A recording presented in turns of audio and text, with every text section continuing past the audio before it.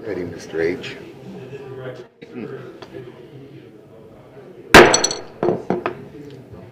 This is a regular meeting of the Planning and Zoning Commission. We have a quorum. Commissioner Fernando, I don't see him in the room here right now, is the only commissioner that is not present. We have quite a crew here tonight as citizens, so if you don't mind silencing your phone, that might be helpful later. Would you all stand up and join me in the Pledge of Allegiance? I pledge allegiance to the flag of the United States of America and to the republic for which it stands, one nation under God, indivisible, with liberty and justice for all.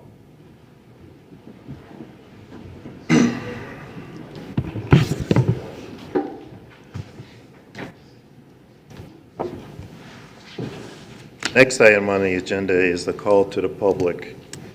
This is a business meeting of the Planning and Zoning Commission. The town values and welcomes public input. Please address the commission as a whole and not individual commission members. Do not address staff or members of the audience. Commission action on items brought up and called to the public is limited by the open meeting law. The commission may direct staff to study the matter and reschedule for further consideration at a later date. Items on the agenda will not be heard or discussed in a call to the public. Individuals are limited to 3 minutes. And we haven't had any requests for that item. I was a little late submitting a card. I maybe failed to mark the box on that. I thought I put an X in the box. Floor is yours, Mr. Ingles. Thank you, Chairman and Commissioners. It's not very often that I get to look up here in this year and actually see the Planning Commission. And I want to say thank you for those of you that are here tonight, and I appreciate the work that you do. I want to comment on having the minutes come up tonight. It was pleasant to see discussion among the members on the commission regarding issues that were important to the community. And reading through those minutes, I felt good about being a citizen of a town with you guys as a commission, considering that. I appreciate when we're here observing or participating in meetings to see the dialogue and know how our commissioners feel about our community. So thank you for that. And I'm going to express at this point, I find it difficult when I come in and out of the town offices at times, or I'm in a meeting like this where certain agenda items might be easy to reflect if the town zoning map was on a wall with maybe a 3 by 4 foot size, that prior to a meeting or during a meeting, if things need to be referenced where certain zones are, or the future land use map, which is part of the 2015 general plan. I think those are important documents for a planning commission and for the citizens to have access to if they're here in the chambers and matters are being discussed that are relevant to that. So maybe it's always easy to push a button and have these screens show the zoning map or the future land use map when the items come up as planning issues in front of the commission. But as a citizen, having a little piece of paper with a map and trying to reference or share with others what that means is difficult. And maybe in a future agenda, the commission could consider if that's valued or not. Thank you. I guess we'll ask Jeremiah to take that under consideration for future meetings.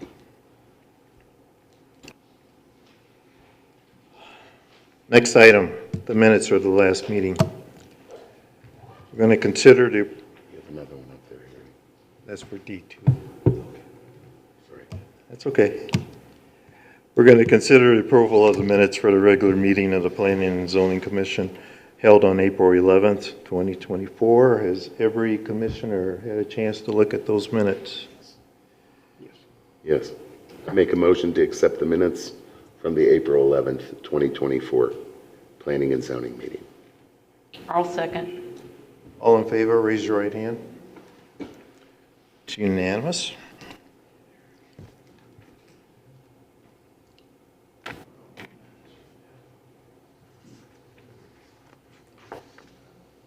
Next item is new business. Public comment will be taken on each agenda item after the subject has been announced by the chairman and explained by the staff. Any citizen who wishes may speak one time for 5 minutes on each agenda item before or after the commission discussion. Questions from commission members, however, may be directed to staff or a member of the public through the chairman at any time.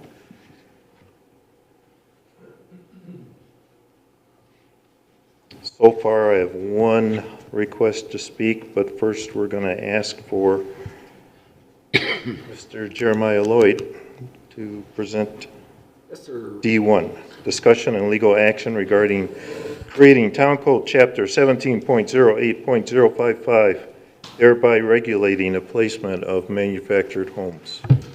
Okay, as promised, I looked into creating a section of the code limiting the age of a manufactured home that could be placed in town. And the purpose of limiting the placement of manufactured mobile homes within the town, Pinetop-Lakeside, to no older than 10 years from the date of manufactured is to, for several reasons, preserve the aesthetic standards of the community, ensure all dwellings adhere to modern health, safety, and environmental regulations, maintain and elevate property values throughout the community, reduce the demand for local code enforcement and abatement resources. I had 4 manufactured homes on my list of code enforcement, and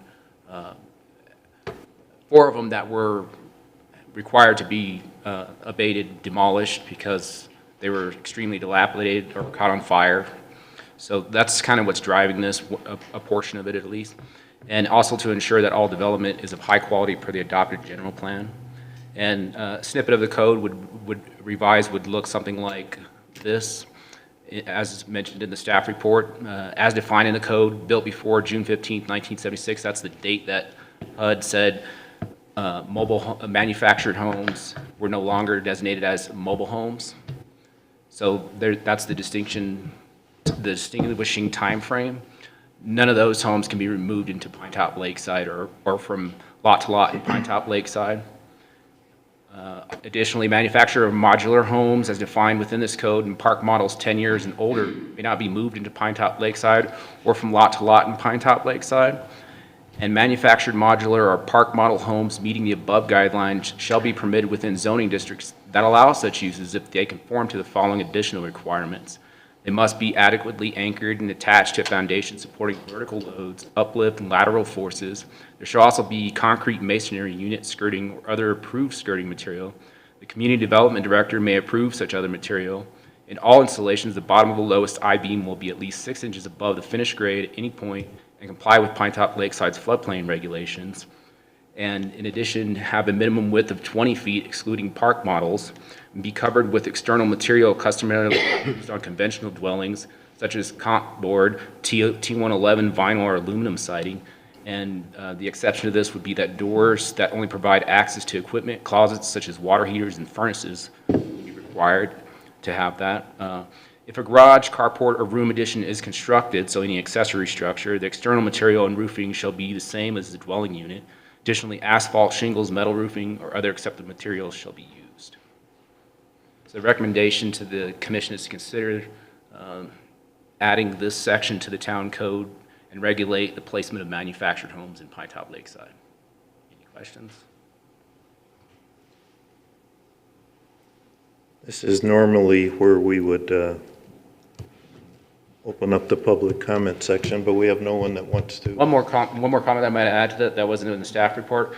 We don't actually issue building permits for manufactured homes. The state does. and that happened since before I got here. But one thing that they require to get a permit from the Office of Manufactured Housing is a zoning clearance letter for me, and that's where I spell out the requirements, just to be clear. Thank you. So I'm going to open and close the public comment section since no one from the public wants to comment. Any discussion from the commissioners? Any questions? No.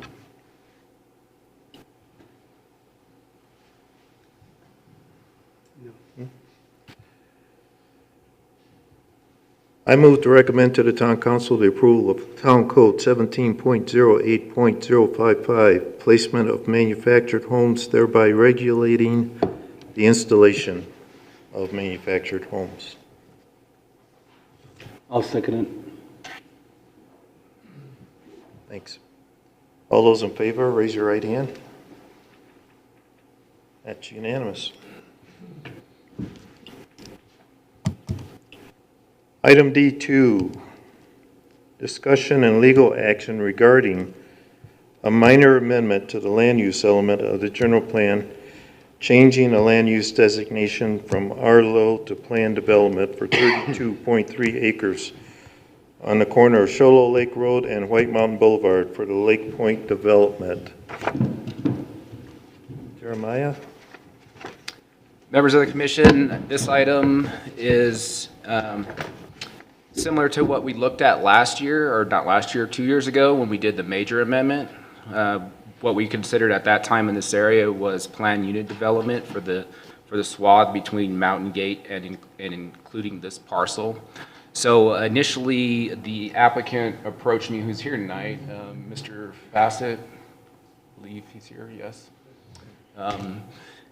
And requested commercial zoning along the front and PUD in the back for townhomes. So after speaking with them, I indicated to them that they could actually do both those uses if they had a planned development designation in the land use map. So we had to go back first and we would have to revise the land use element of the general plan since the major amendment that we put forward was rescinded by council.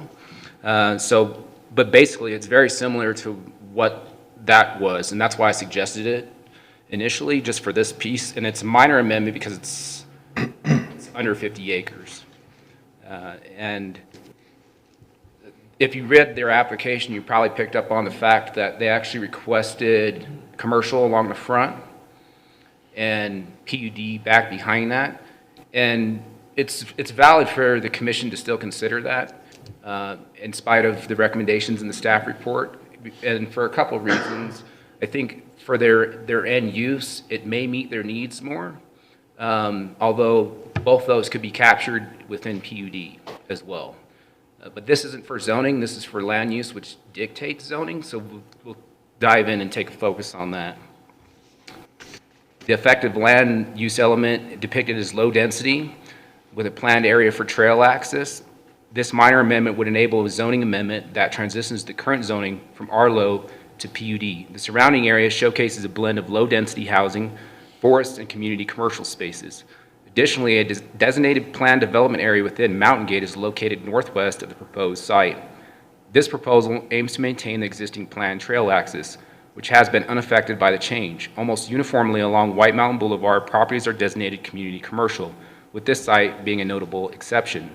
From a planning standpoint, adopting a planned development designation would facilitate the creation of a planned unit development, enabling the harmonious mix of commercial and residential uses, enriching the community's diversity and vibrancy.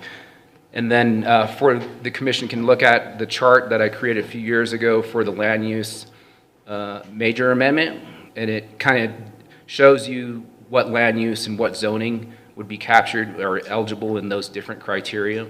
And as you can see, low density wouldn't allow either one of these, hence the request for the amendment. But either community commercial, which would capture C1 light commercial, or planned development, which would capture and allow planned unit development, would work for these purposes. Now, can we bring up the map? The maps, Rob and Beck. Thank you, sir. Okay, so this is the vicinity map location of where the proposal is on Shoalo Lake Road and White Mountain Boulevard. Right at that corner, there's 32.3 plus or minus acres. That's the gross area, but the net area is an acre and a half less than that, or approximately 31.05 plus or minus acres per the tax records. Okay, so these are the 6 parcels we're focusing on tonight.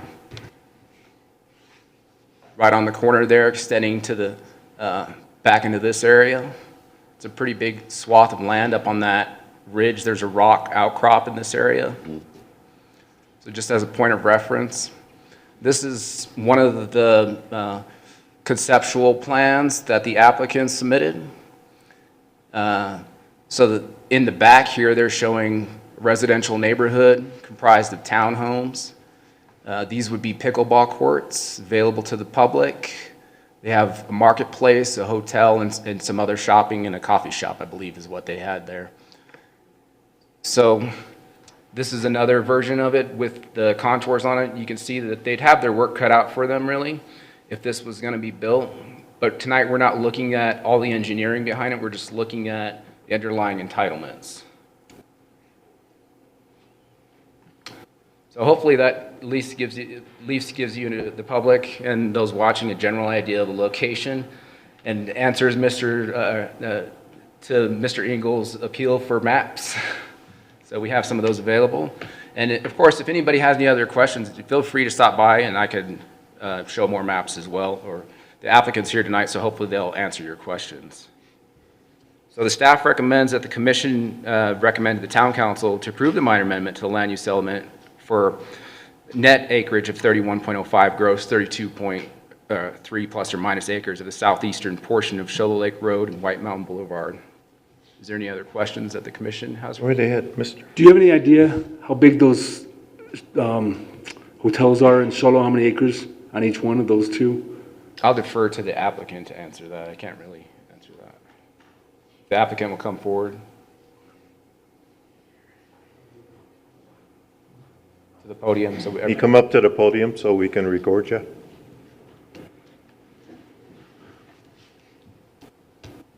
Hello, Hi.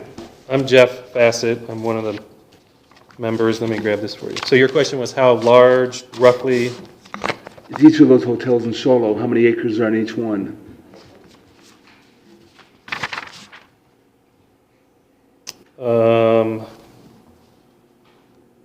Hotel would approximately be 62 feet wide by 130 feet long, and it would vary with the contours of the land. Or with the parking lot, how many acres do you think that would encompass?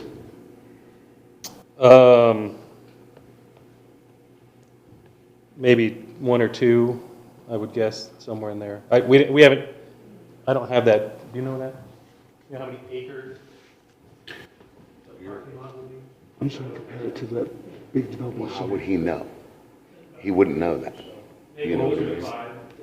Pardon me? Closer to 5, probably with the hotel and all the parking. Parking, 5 acres? Roughly, plus or minus, yeah. I thought I had all those numbers on here, but I don't see that. I would say 5 acres encompasses both of the hotels down there next to National Bank of Arizona. I don't think they have much more than 5 acres down there.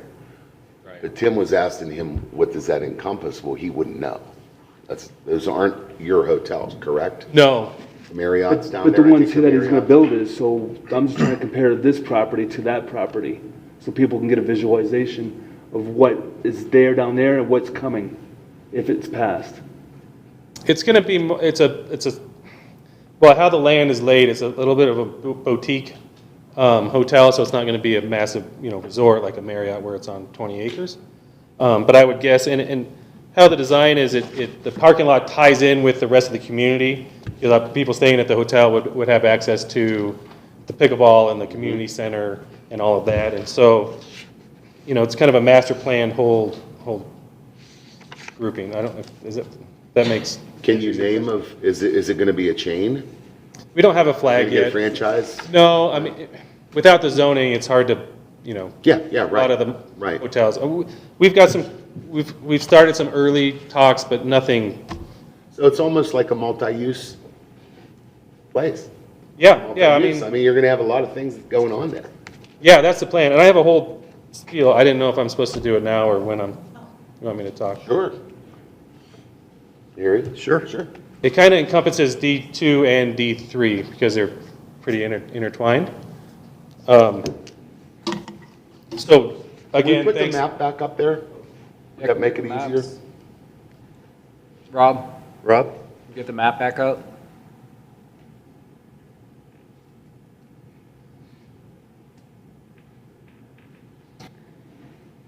Okay, so that's a good one.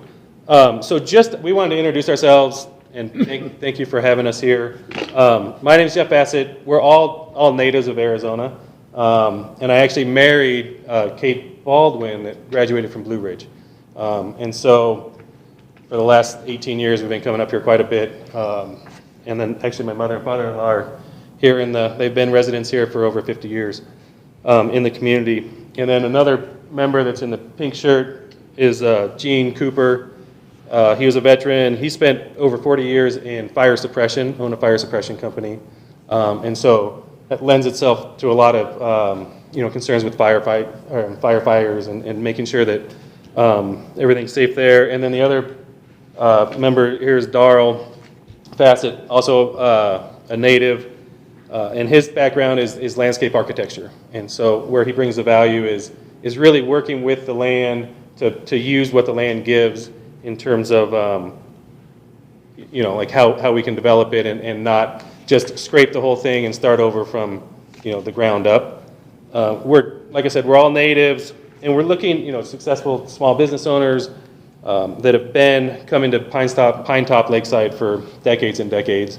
We're not, big out of state telling Pinetop what you need and this is what we're going to do. We really want to work with the community and build something that's going to highlight the uniqueness of Pinetop-Lakeside for generations to come. And like I said, we're all natives. I've got a couple kids.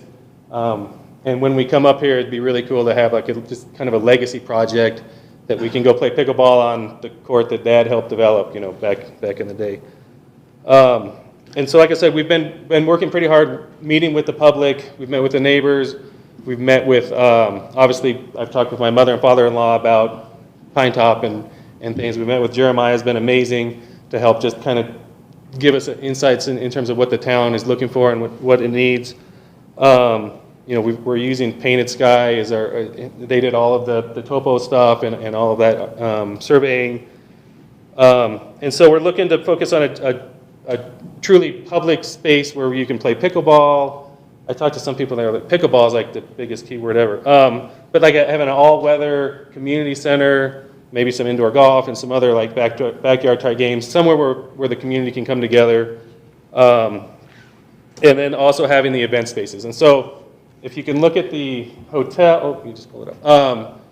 The hotel is kind of up on the front, and then the blue is the plan there is it's a giant rock outcropping that drops down like 20 feet, and that's going to be like the featured photo spot, pond, waterfall amongst the hotel. And the hotel is not just one level, so it's going to be 3 or 4 different levels working with the contour of the land.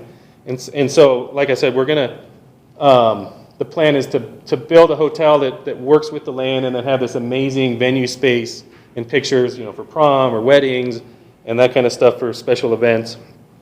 We have the shops that are on kind of the top left, and the thought there is just to highlight some local stops. We're not looking to bring in national chains necessarily.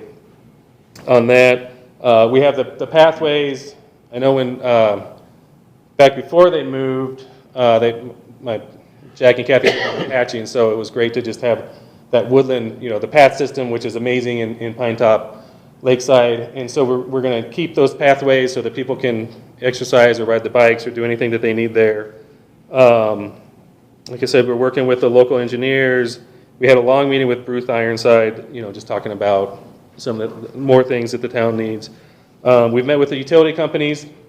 They've been great. So we've got a general idea of where the sewer would come. All three, the power, water, and sewer, said that they have the capacity to take this project on.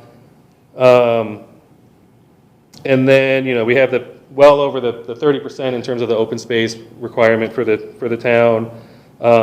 And like I said, our goal really is to just increase the visibility and uniqueness of Pine Top through this project. So we want to, the houses and the buildings and everything are going to be in line with, the look and the feel of Pine Top. Like I said, we were looking for the front portion to be commercial ideally, and then the back portion to be planned use development, so that we can get the little bit higher density housing, townhomes in the back. And like Jeremiah was saying, everything around the front especially is already commercial. Yes. And the benefit of changing this to commercial is at least that we've got a clear plan in place versus this commercial that you don't know what they might want to do with it because it's already zoned.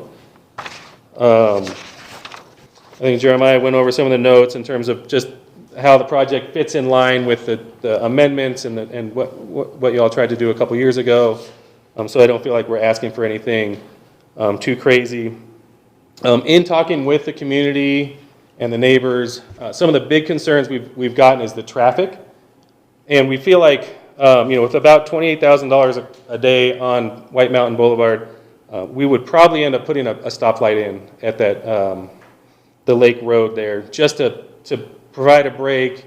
Actually, I was talking with Donnie earlier, and he said his daughter got hit, turning out of there, which is, I can see it because, we waited about 5 minutes to turn left to come here today.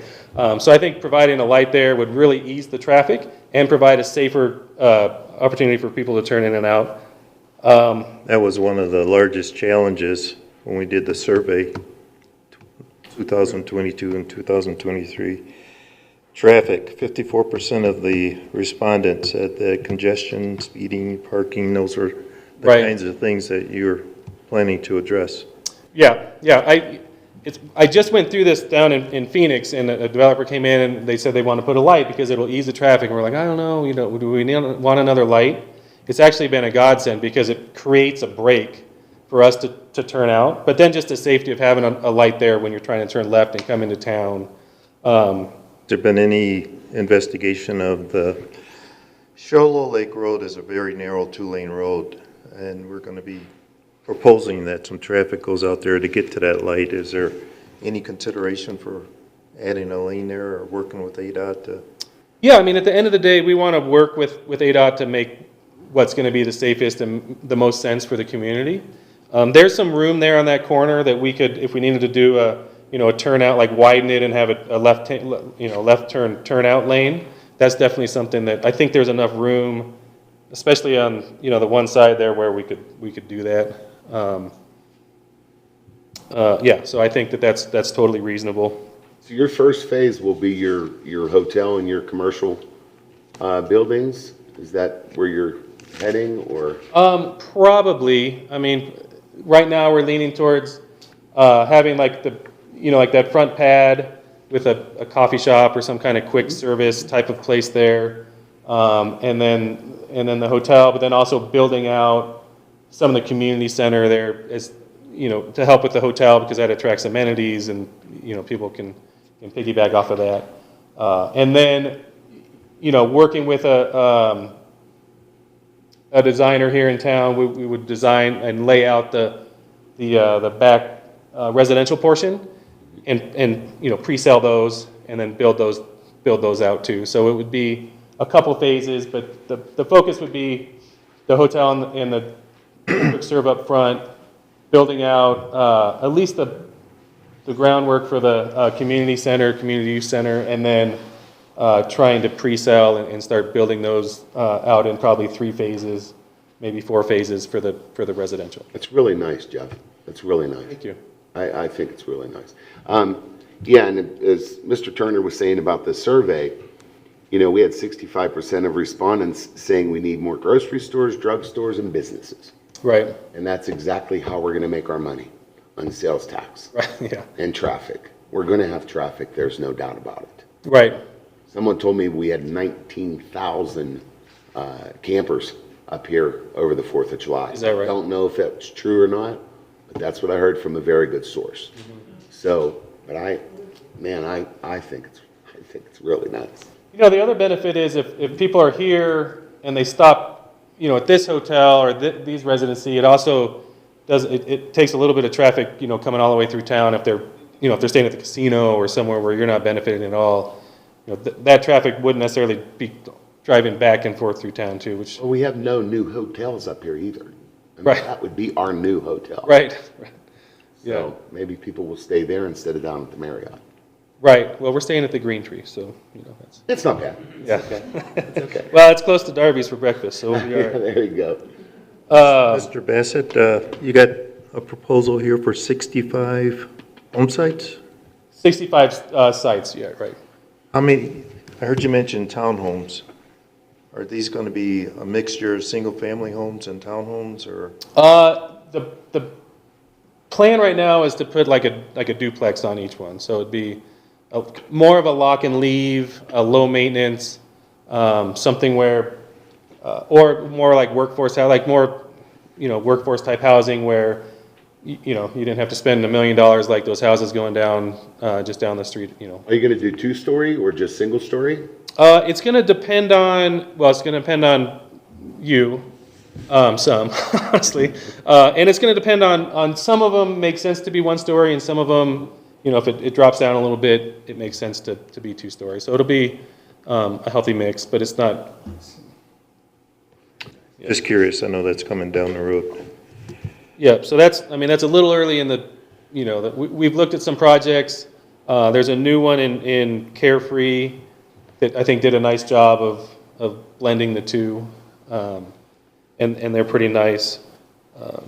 You know, a couple of the other discussion points that we'd had was, you know, the loss of trees, and like I said, Darrell grew up as a landscape architect. That's what his degree was in, and with the setbacks and everything, we feel confident that we can keep, you know, that ring of trees around the outside to create a nice natural buffer. And those are all the nicer, the old growth pines that people want to see.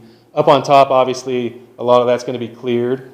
I don't know if you have the aerial, but that's pretty thin, and it's a lot of junipers up there. So it's, you know, we're gonna, like I said, we want to work with the land, especially around the hotel and the lake, to really make that feel like a place that you want to go for prom, and you want to go for a wedding, and you want to go for a reunion, to get pictures there. Will you be having, are you going to get advice from an arborist when you go in there and start? Yeah, we're going to work with. One of the biggest things I hear is like, this commission allows developers to come in and clear cut. And yeah, you got to take some trees down. Some of those trees, if you walk around that property, those properties, there's some trees that could probably, they're not doing so well. Right. But will you have an arborist to give you some advice and, you know? Yeah, if you have honestly, we haven't got to that point yet.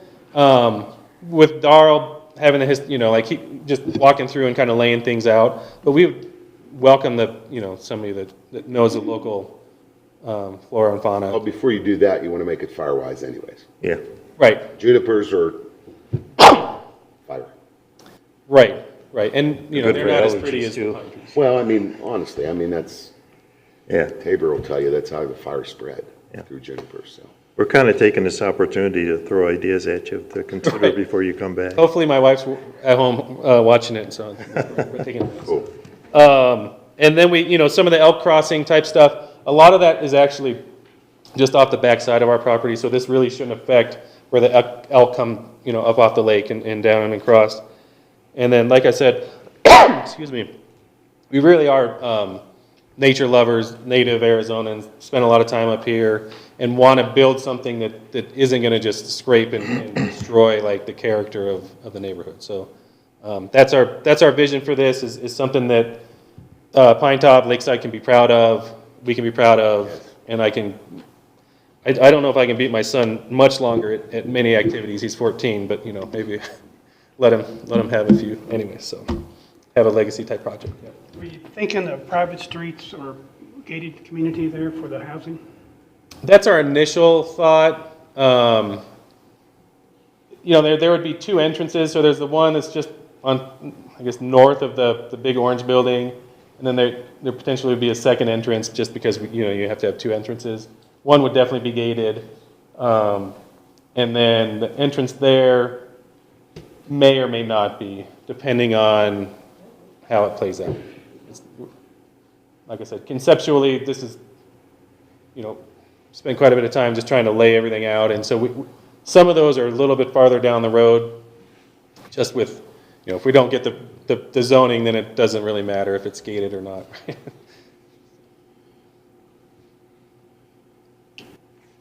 So our goal is, Jeremiah, going from Arlo to the PUD, Correct. correct? Or Arlo and planned development in the back where the townhomes and residential neighborhood would be, and then the other portion of that parcel, those 6 parcels would be community commercial. But if we would rezone the whole thing PUD, then he can do what he has to in there to develop the property, correct? Correct, yeah.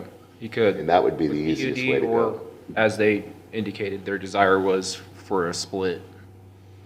But changing it over to a PUD, I mean, this conceptual plan may not even come to fruition. It could change completely, and they could throw in 1,000 homes if change it to a PUD, so, But Tim, it's zone commercial there anyways, right? okay? Right now. I mean, run up the road, commercial on both sides. Right.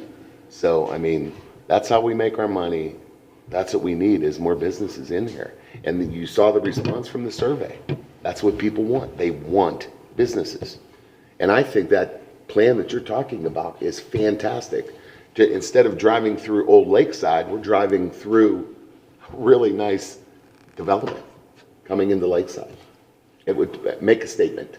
It really would, I think. So when we had talked to Jeremiah earlier this week, we sent him the thought was if we could do commercial along basically here, and then have the residential as the PUD, that would be our. There is one advantage to the commercial. They would be able to have 35 feet max instead of 30, which is in PUD, so that may be to their benefit. Although in that area, they'd probably be under the mountainside or hillside development regulations, which would give them a little more leeway anyway. Cool. Thanks. All right, thank you. Thank you. Hopefully I answered. We're about to open this up for public comment. You may be asked to come back up and answer any questions, so.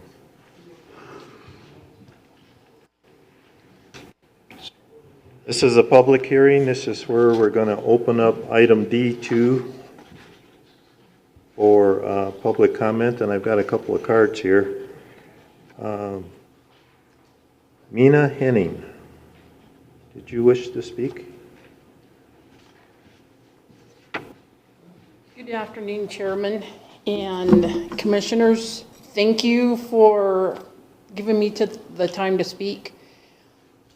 As a resident that was born and raised up here, I encourage you guys to vote in favor of projects like this, because with the increase of residents that have come to this community, which I've seen a big change in this community over the years and stuff, the town depends on businesses for the infrastructure, for roads, for law enforcement, for everything. So I definitely encourage you guys to vote in favor of projects like this, and definitely businesses, because it does come with a double-edged sword. The more residents that we get up here, then the more that, that you have to allow businesses and stuff and new to come in. So I definitely encourage you guys to vote in favor. Thank you so Thank you. much. All right, thank you very much. Thank you.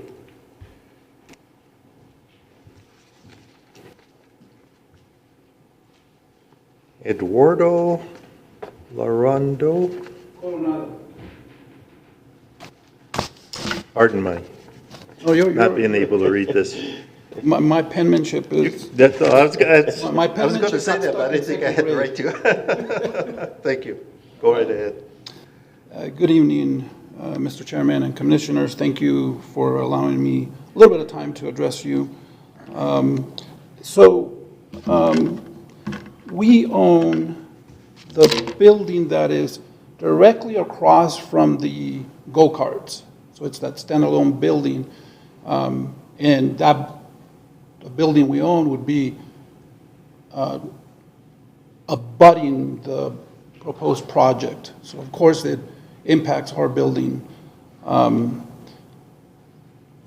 And really the objection that I have is not necessarily the business part of it, but changing the part to accommodate the residential part, because it's going from low density now to high density, and that would impact the area, environment, traffic,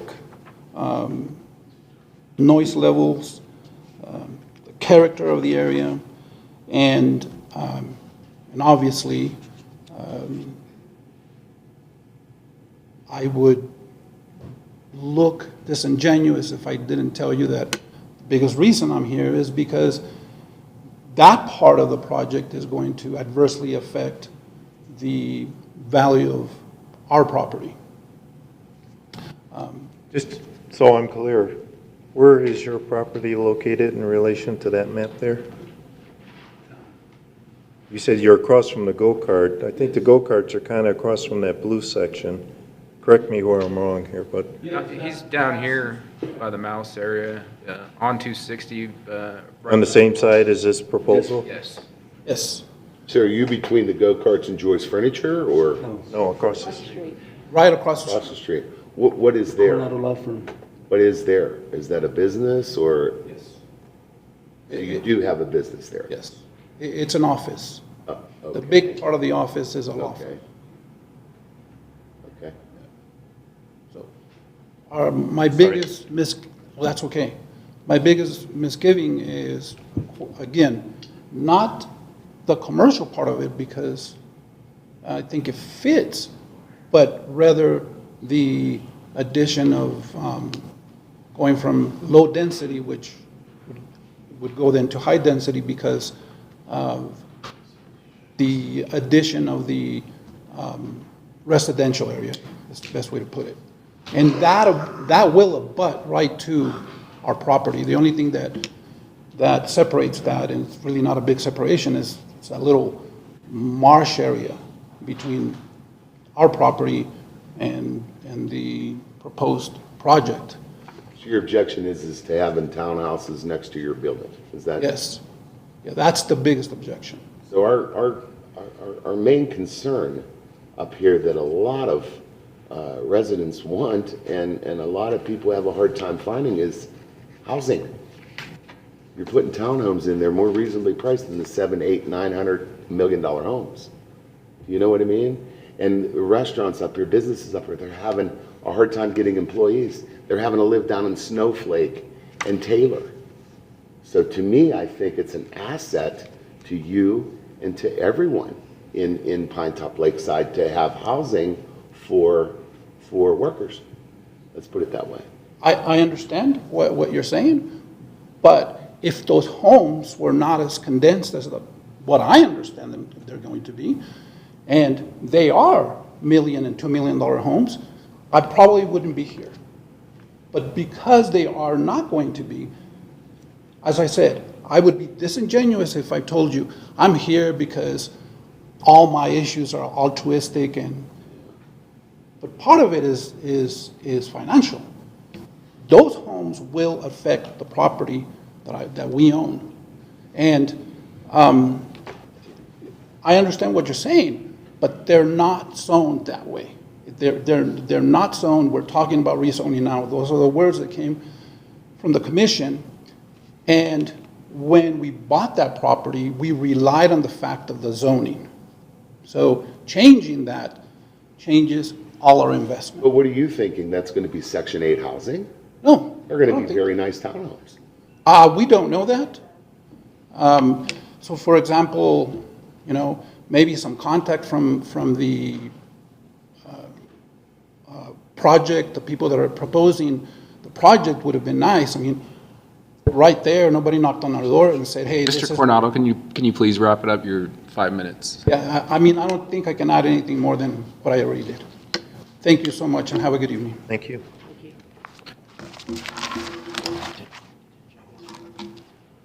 Mr. Bassett, you have an opportunity to address anything you just heard if you choose to.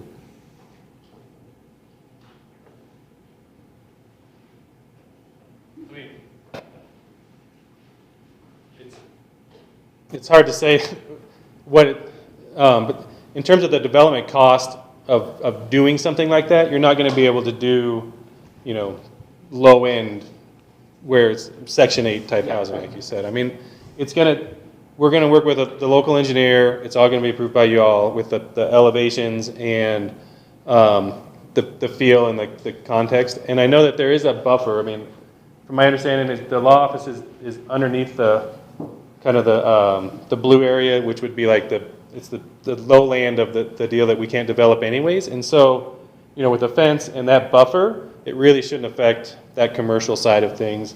And it should be nice and quiet behind you, because it's not, it's not like it's the pickleball and everything is set back far enough that it really shouldn't affect in terms of the noise.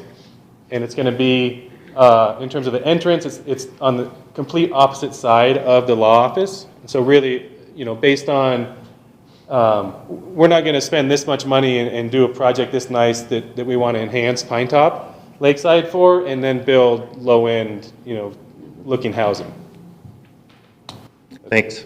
Do you have a price point in mind for those townhomes? That's a good question. Without really doing the engineering plan, it's hard to know. But our target's going to be somewhere probably between 450 and 700. Which means it's not for the local workforce. Exactly. No. But that's okay. I mean, like I said, it's hard to know, but just based on what we're seeing, in Phoenix and build costs, it's going to be hard to be a $200,000 house. I don't know if there's anything in Pine that you can get for that. It's similar pricing to the Mountain Gate townhomes. That Okay. range. Is it? 50 Okay. to 70. Yeah. Yeah, so that's, like I said, without, some of the engineering work, it may be easier to build up there than we think, where that's probably on the high side. Because a lot of that is hard soil, like rock. And so, to getting the underground power in and the sewage and the water, depending on how that plays out, it could affect, I think up there it's better around the hotel. But the hotel is also going to work with the land as much as we can. Thanks. This is going to close the public comment section of this meeting, and we're going to open it. Mark, the box is right on the card, I'm sorry. I wanted to address the general plan amendment.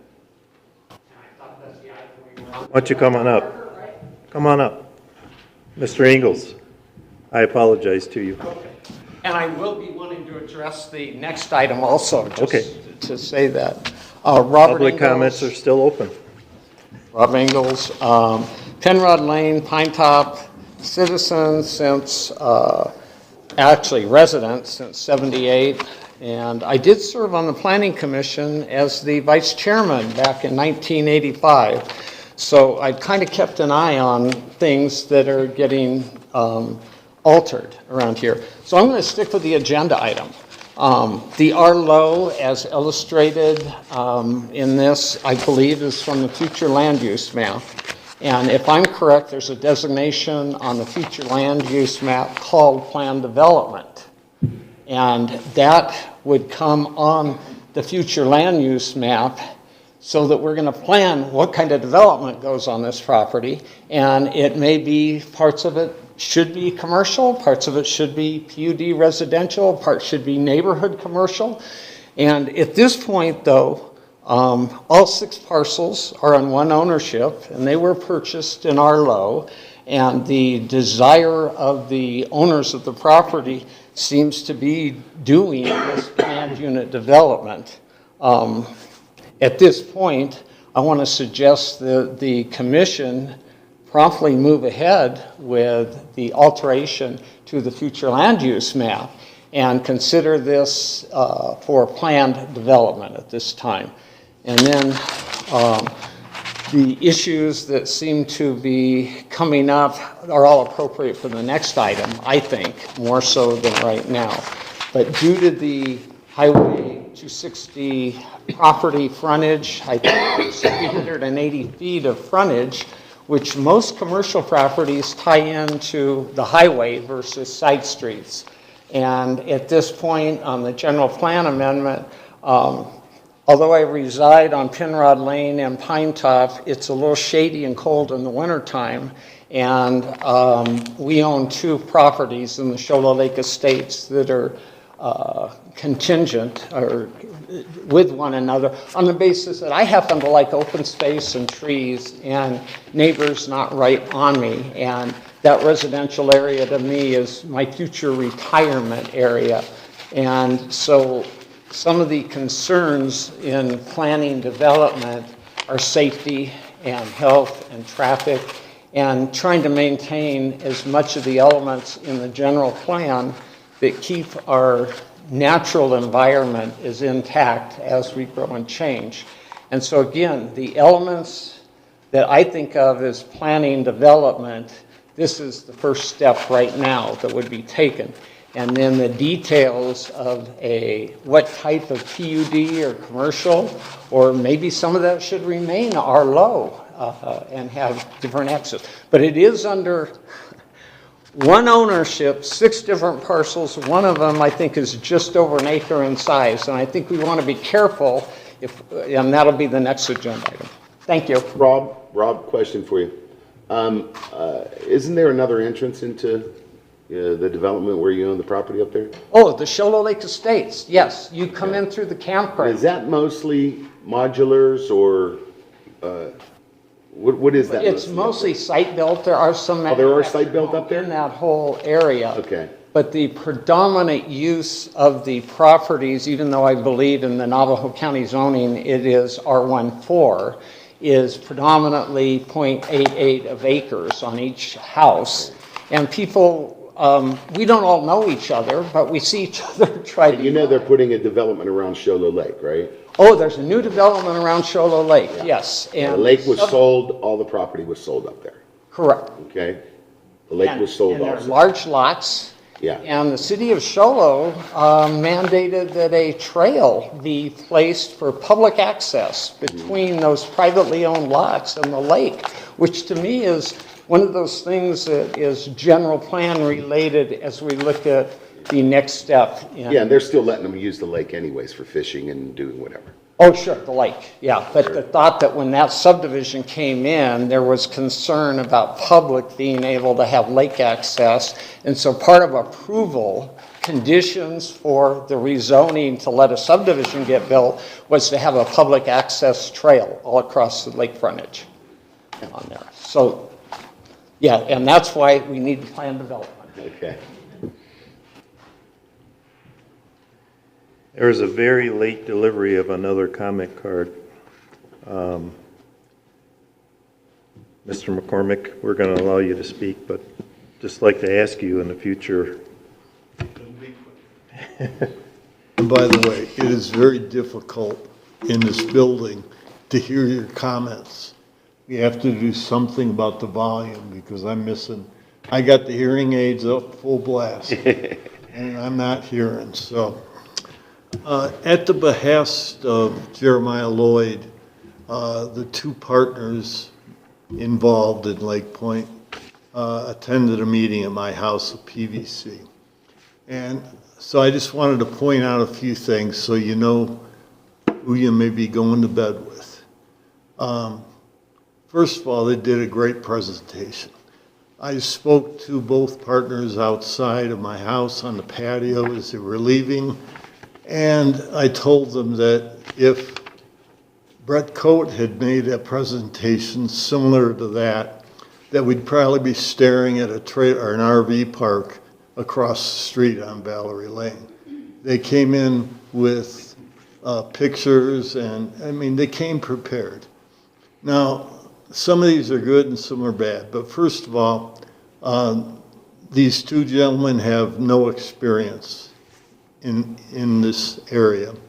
And we're talking I think they told me correct me if I'm wrong, but a $20 to $30 million budget. It's a lot of money, and, you know, I don't know how you go about constructing an area like that without the experience. But you, in any case, in their presentation tonight, there seemed to be a lot of what-ifs and maybes, and I think before you should approve this or disapprove it, that you might want to meet and get a better idea exactly what they want to do.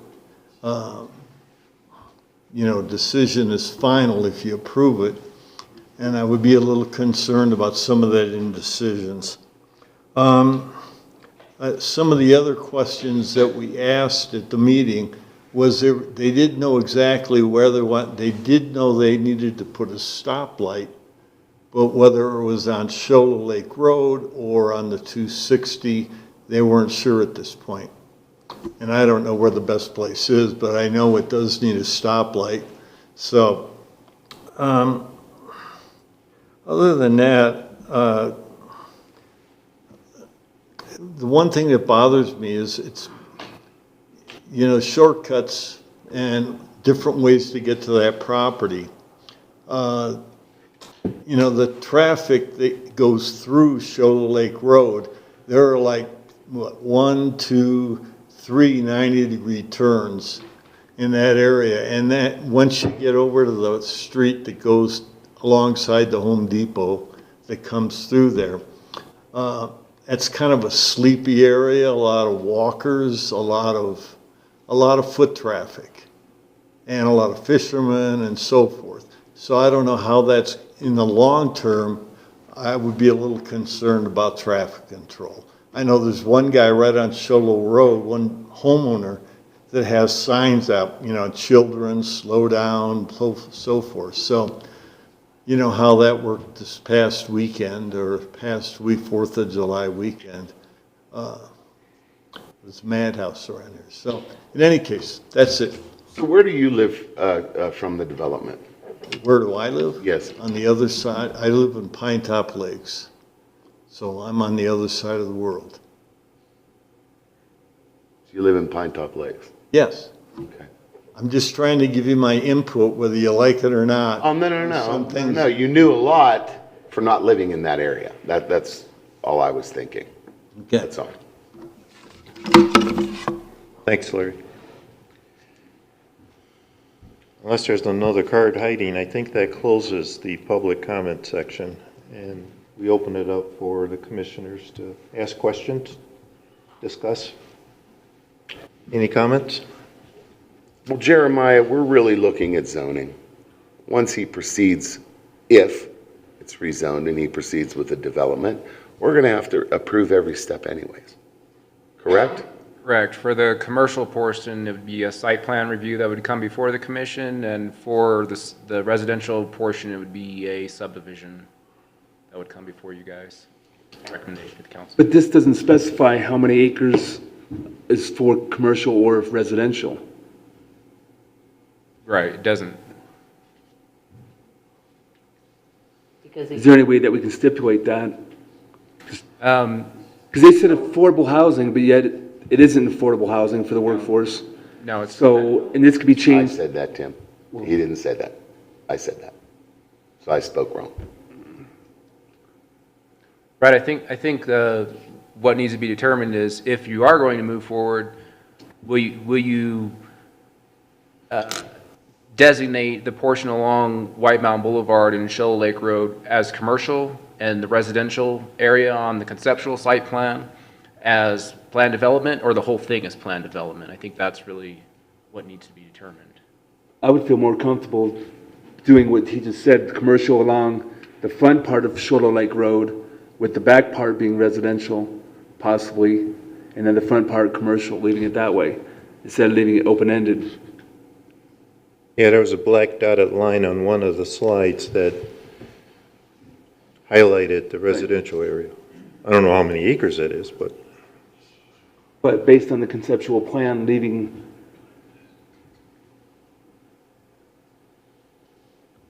personally, I'd just be more inclined for the community to pass something like that instead of leaving it all as a PUD, and then it can change. What's it gonna change, Tim? What's it gonna change? He's bringing businesses in and he's bringing housing in. But the I mean, PUD, that's what we need for our town here. I'd the say, houses I'd for say what? make it all PUD. That's me. That's my opinion. but you bring in houses, you could, well, forget the commercial with PUD, you can put in 1,000 little apartments in there, and that's not affordable. Put a Circle K if you wanted to, PUD. So, But I mean, based on that's what that- we need, we need businesses. Right, and based on this conceptual plan, there's 4 businesses or a few more businesses in here. Yeah, but I don't know, I think it's a restriction that we shouldn't put on them. Well, but we're not putting a restriction, it was bought our low. But that's why he's here. I think he was requesting part of it. Yeah, so the applicant- Part of it to be, In their application, their request was for commercial upfront and on See, and that's what I'm, the other area, and then PUD for the residential neighborhood in the back. So you can go the commercial It up could be front. accomplished and then really PUD yeah, in and the that's what I'm back. saying, based on what they submitted Yeah, the and little not making that's it. the request. Tim, the commercial is advantageous too because the setback requirements are more, 35 feet. they're more workable. So it does make sense.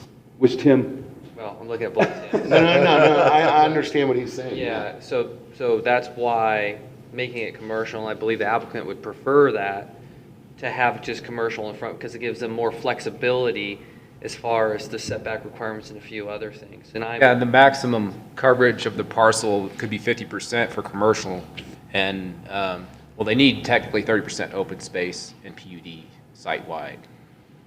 So I'm inclined to go commercial in the front, because it appears that's what he wants. It gives him more flexibility to build, what he needs to build, right? I mean, 5 feet doesn't sound like a lot until you start putting a couple Yeah, of tell me structures about on it. it. Tell Can me the, about can the it. commission make sure to speak louder in the microphone so we can get everything for the minutes? I understand, John, and I agree with that. I do.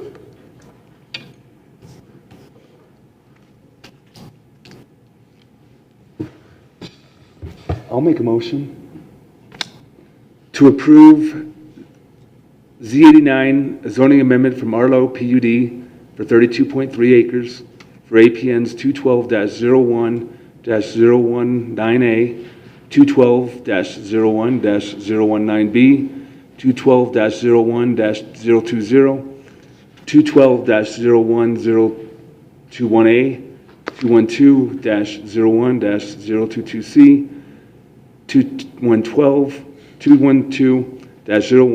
212-01-022D from Arlo to PUD, with the front part being commercial and the back part being PUD, PUD. I'll second that. as presented tonight. I will second that. Any more comments from the commissioners? We're going to take a vote on, Can I ask a question on point of order right now? Yeah. Isn't this just to designate the future land? Yes. use map in the general? Rob, step up to the podium, please. I may be incorrect, times have changed, but I thought well, we that got a motion on the table. Rob, there's no more Second. this comments. is a We point of can't do it. order, because there were conditions in the motion that part of this, and if I'm correct, there is a future land use map in the general plan that has a plan development designation, and that's what this agenda item is. And then the specifics get worked out later on. Am I correct or not? Mr. Ingles is correct. We're only looking at Thank the general plan amendment at this point, which guides zoning, and that's the next item. So, Right. Yeah, so make sure to, You're correct, Rob. yeah. You were on D3, not Yes. D2. The D3. I was on D3, so D2. D2. Well, we We were did, discussing yeah. D2 and D3, but Did we ever go into a public hearing on D3? no, but we were talking about it. I realize that. D2, Tim. Go ahead. And you have a motion on the floor that's relative to Rob, let us, hold on.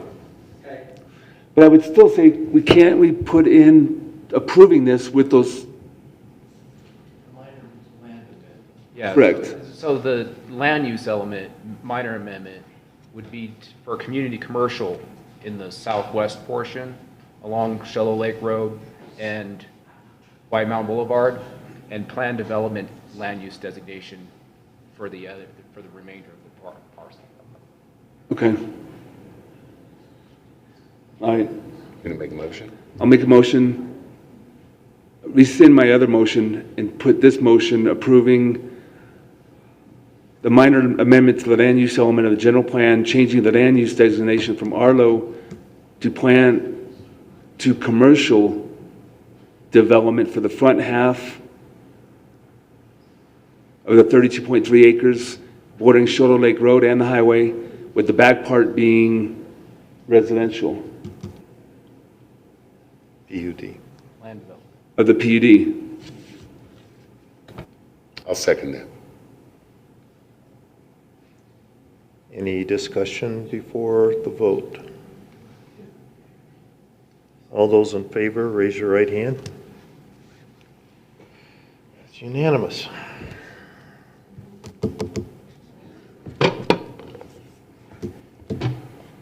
That takes us to item D3.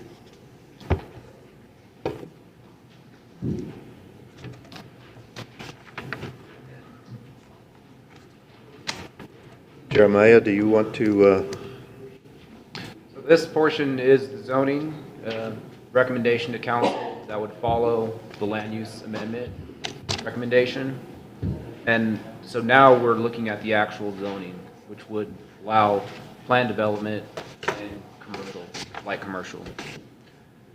The community has long debated the need for high-quality development, and this proposed high-end project promises to boost the regional economy by adding new shopping centers and hotel options, enhancing our tourism-driven financial landscape. In the 2022 major amendment to the land use element, the Planning Commission and the Town Council designated this area for community commercial development along White Mountain Boulevard with a land development zone behind this frontage as depicted in figure within the staff report. However, the major amendment was withdrawn due to the looming threat of a referendum and the anticipation that the town would revise the map within a year.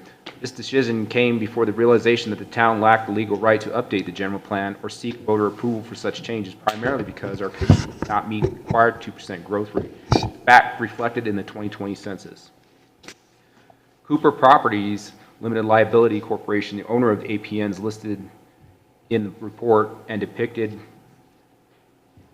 in the figures, has submitted a request for a zoning amendment for 32.3 plus or minus gross acres, site located at the southeastern corner of Shallow Lake Road and White Mountain Boulevard.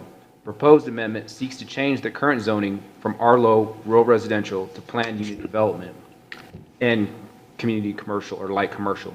The development plan includes the construction of a hotel, a market, and a shopping center, which will serve as a precursor to the subdivision they plan to construct as detailed within the site plan, their conceptual site plan. This proposal is strategically aligned with the goals outlined in the adopted strategic plan, specifically under the category of strengthening and diversifying our economic base. Moreover, it supports the vision statement to foster a growing and diverse economy that offers meaningful employment opportunities and enhances the quality of life for both residents and visitors. Furthermore, the application is consistent with the growth area goals of the 2015 plan, which identifies areas particularly suited for planned multimodal transportation and infrastructure expansion. These improvements aim to support a planned mix of uses including residential, office, commercial, and tourism. Additionally, it emphasizes the importance of increasing activity in certain areas through the utilization of shared resources, aligning with the second item within this category. Proposed zoning amendment facilitates mixed-use development, combining residential and commercial spaces. It enables the construction of a hotel, a marketplace, featuring retail outlets along White Mountain Boulevard and Shallow Lake Road. Furthermore, it permits the development of a residential community adjacent to the hotel and shopping center, enhancing the area's livability and convenience. And my recommendation is to make a recommendation to Town Council to allow for land development in the residential area and light commercial along White Mountain Boulevard and Shallow Lake Road. I'm just going by what they...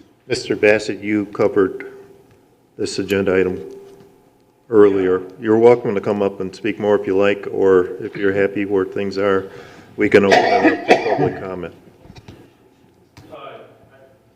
Sorry, I muddied the waters between D2 and D3 with it. That's okay. They kind of intermingle.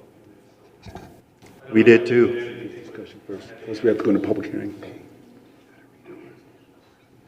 We're going to open up for public comment. I have 2 cards that I am aware of.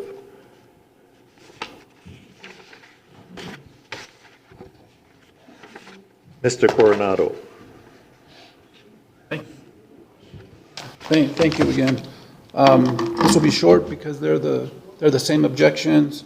They're obviously very similar, but the objections that I have, I covered in D2, and they're the exact same, so I don't want to take anybody's time, and I think everybody heard what my objections were.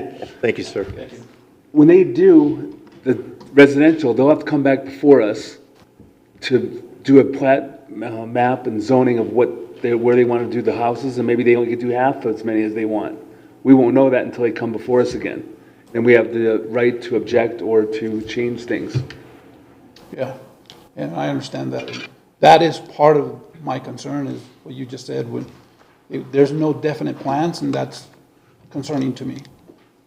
Thank you. Does your property actually adjoin these tracks? Is there no buffer in there? The buffer is that, the little marsh area, I guess, to call it. There's one commercial property in between, I believe, Mr. Coronado's property. Okay, so you don't know, It's you're really not not buildable. immediately abutting this property. Yeah, but the buffer is minuscule. Thank you. Thank you. Good night. Mr. Ingles? Thank you, Chairman and Commission. Sorry if I get impatient at times.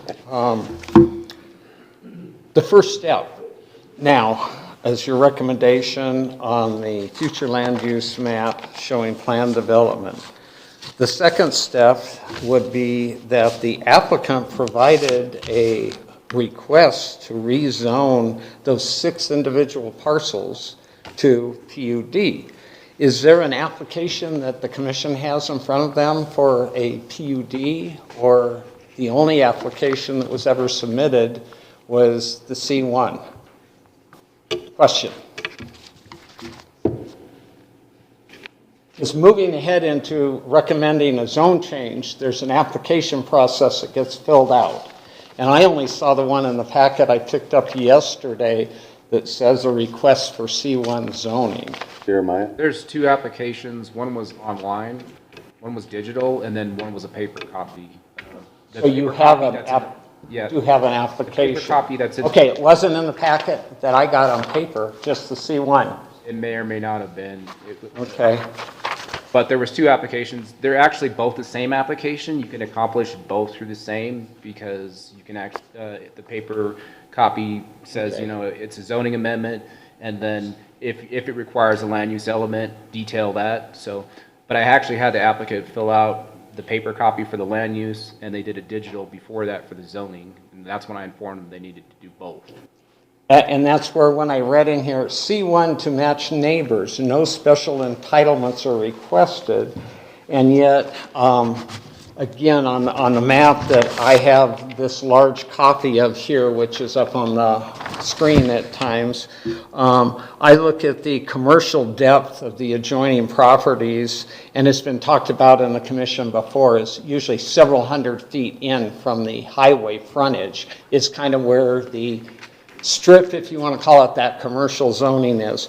So to have a project that's talking about a more centered intensity with the recreation areas and all seems to be a good direction to be moving in.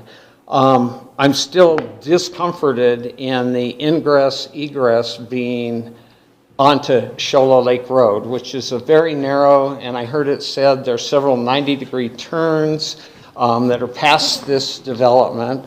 And as I drive on Shola Lake Road, I look to the south where this proposed development is, And to see a building, that large orange L-shaped building up as close to the highway, and that's some nice trees and slope, and that would be a perfect area to have a trail go along there. And I would have to say that at this phase of recommending this particular project, where has a forester been on site even to try to identify if there are certain trees or certain geological features that are referenced in our general plan would be desirable to maintain? Is there an intent? I've heard about a lot of intentions, but I don't see that on the drawing. And buffering and plan development sometimes has a requirement that you're permitted to double the intensity of the lot setbacks and buffering that is required on the adjoining property, I think, in the planned development area. And so I guess tonight I would caution recommending this be the PUD build-out without having certain conditions. And those conditions I thought might be discussed. Is there a commitment, if this project is built, to be contributing to traffic safety? Is fire evacuation for the existing residents if there's an accident on 260 in the Camp Toddy area along there, Camp Grace? With that, I'd comment that right now there's a 35-acre commercial property directly across the highway that was referenced in the application, and it has even a driveway already constructed there. And the ability of that to provide maybe a lot of these similar needs on 35 acres and not have the concerns of how much rock is on this property and what kind of preservation or conservation concerns might be involved with the PUD that should be approved. And this is very conceptual at this time. And to me, pardon? 5 minutes is up. Wrap it up, please. Okay. Can I respond to him? Rob, it's not all about walking trails and things like that. It's nice, we have a lot of trails. If you saw his plan, he is putting walking trails through his development there. Right down the green space? We need development there. If you go down past the Maverick, they're putting a housing development in there. There's gonna be houses there. You got Mountain Gate where Mr. Turner lives. How many cars come out of there? How many cars come out of the go-kart track? Joy's Furniture, Maverick. There's a You're gonna have traffic. The ADOT will be the ones that will address that. They're gonna tell Jeffrey, this is what we're gonna do, this is what you have to do to maintain the safe traffic. If this ties into Matt Patterson's Public Works Road, why would ADOT be involved? No, he's, on his map, he's talking about coming out onto the 260. to the to the 260. I heard Not everyone's gonna go up to White Mountain Lakes, only if they're gonna shortcut from Home Depot down to there or something. White Or Mountain. White Mountain, Shoal Lake. Shoal Lake. No, Up through the S-bends and everything. They're only going up there because of shortcuts. the plan that I saw and what I heard was that the main ingress egress is right down onto Shoal Lake Road, and that there was only a 30-foot wide access onto Highway 260, and that was not going to be the main entrance. But I'm going to go ahead and interject here. Okay. All your concerns are valid, Rob, but they'll be addressed at subdivision level and site plan review, not at the entire. I'm sure they'll be addressed.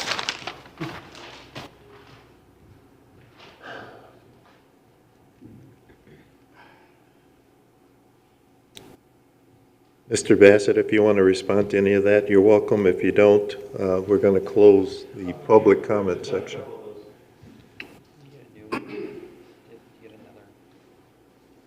Thank you. So I appreciate the lively conversation. We have not had a forester necessarily on site. We're at a very early stage, and so it didn't seem prudent to go through these steps of getting that. The Salt Lake, or the Shoal Lake Road access would be the main access point. We've already discussed, we'd be willing to put in a turn lane and put in a stoplight there. And our belief is, how that's shaped is, when you come off of White Mountain Lake Road, the traffic wouldn't even get to the first 90-degree bend in the road. I mean, 99% of that traffic is turning right into the development, whether going up to the hotel, the community center to enjoy some pickleball or you know, some refreshments or food, or going to a residence. And so those were the two biggest things I think I heard that, and of course, I mean, we're more than I mean, we want to work with you guys in your recommendations. Obviously, we're going to have to go through a lot more steps and get a lot more granular with the plan. But we appreciate everything so far. Sounds like you went out to the community to get some input, and I have to applaud you for that. Thank you. Well, and it's nice to get up here, especially this time of year. A couple minutes ago, I got another card requesting to speak, but it was for item D2 that is closed. Is that a typo for D? I'm sorry? D3, okay.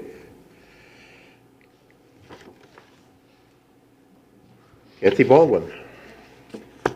Well, I wasn't going to speak. That's why I didn't put it in right away, because I know I'm supposed to be addressing you, but I'm also wanting to address these people because we've lived up here for 47 years. I just lived down the street on Apache, real close to Stephanie, you know, but 4 years ago we sold that and bought a one-level house because the other one was 3 levels. So we still live here. Jeff is our son-in-law and his dad, and we've known them for over 20 years, you know, and been a part of our family. And I just want you to know that they're the most honest people I know, help with everything we need, you know, and so I trust them.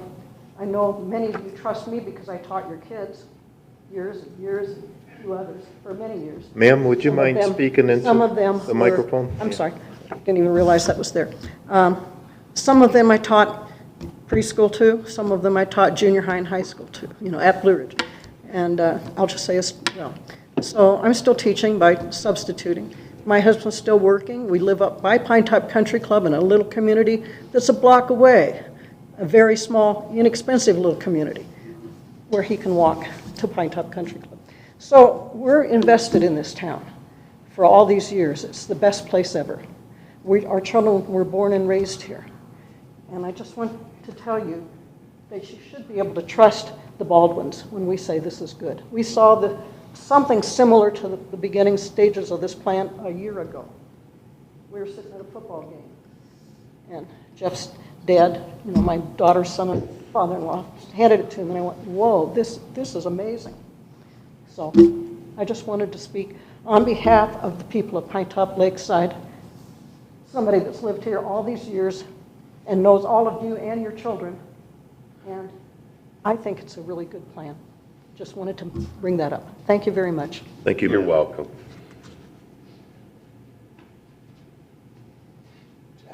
Jack. Harry, Jack. Go ahead, Commissioner Pence. Is there more public comment? No, that's it. Okay. We're going to close the public comment and give you the floor. This is a little bit unique zoning that I'm used to. Are we going to redefine a map that so much is C1, so much is PUD at this time? I'm still a little confused on that. You say the park near White Mountain Boulevard might be C1, the rest of them might be PUD. It's on our map there, Jack. Can you pull it up on the? Yeah. We bring the map back up, Rob. What line is the separation between C1 and PUD? Just going to show you. Okay, so this is already currently C1. This is owned by Mr. Law. So our property starts here. Ideally, we would have the proposal have the C1 loop around to here and back down. And how many acres is that? That's a good question. We talked to Jeremiah on Tuesday, and he had suggested that we could present C1 here, and honestly, we didn't have the time to work with the architect to figure out those calculations. I'm happy to get those for you. What's that? Roughly 16, I think Donnie was saying. About half of the area. Roughly half, probably. Oh, But tonight, though, we're rezoning the whole 32 acres to PUD. No, no, Jack. we can do it like the last time, the front part be the commercial, But again, though, without a map. but as outlined in the diagram, We're going to reference the map in the in motion. the motion. Yeah, so as long, I think you can make a motion similar to the previous motion, as long as the applicant realizes before this goes to council, you need to get some solid numbers, demarc where the commercial and the PUD delineate those two. We'll have to reference that. Comments, questions from the commission? Repeat the motion that we had, or the motion that we Go had. ahead, Tim.